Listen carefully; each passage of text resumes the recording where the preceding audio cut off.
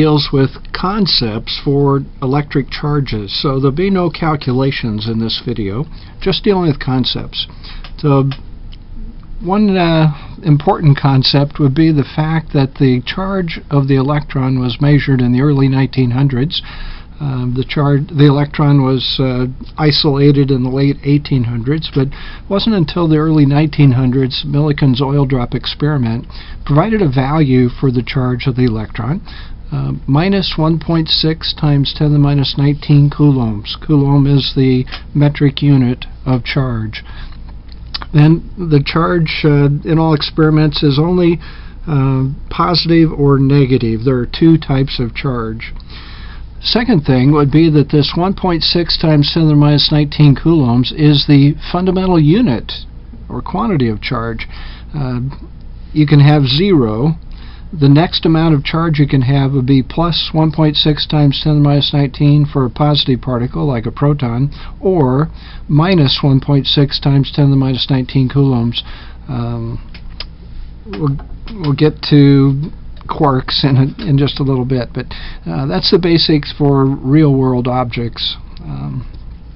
So Millikan's experiments revealed that charge comes in packages, that the charge is discrete, and if we have 0, or we have 1.6 times 10 to the minus 19, or 3.2 times 10 to the minus 19, or 4.8 times 10 to the minus 19, or 6.4, each of these numbers is going up by 1.6, 3.2, 4.8, 6.4, or we get 100 times 1.6 times 10 to the minus 19, or we could have 1 billion times 1.6 times 10 to the minus 19. But the charge comes in packages. The charge is discrete.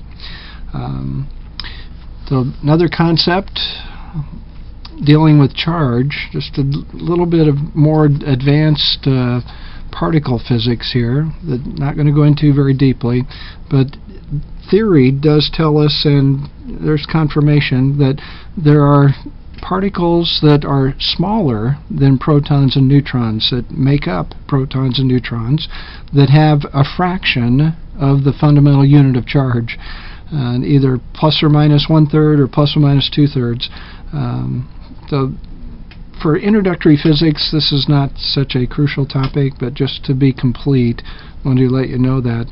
For an introductory physics course in the concept of electrostatics, you'll be using 1.6 times 10 to the minus 19 coulombs as the smallest package of charge. And again, experiments don't find any charge value for real-world objects outside of the atom that are in between 1.6 times 10 to the minus 19 and 3.2. There is no 2.5 times 10 to the minus 19 coulombs charged object that has ever been observed. So charge is discrete, does not have continuous range of values. Another concept deals with towards the atom. Our proton has a positive charge of 1.6 times 10 to the minus 19 coulombs. The electron is exactly the same magnitude, but a negative, minus 1.6 times 10 to the minus 19 coulombs. Atoms that are neutral because they have the same number of electrons and protons. Same number of electrons and protons. So for hydrogen, there's 1 proton, there's 1 electron for a neutral atom. These two numbers add up to 0, and there's 0 net charge for the atom.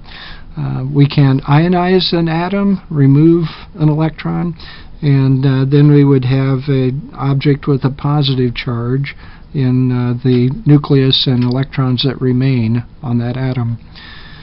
We do have a neutron as another basic building block for atoms.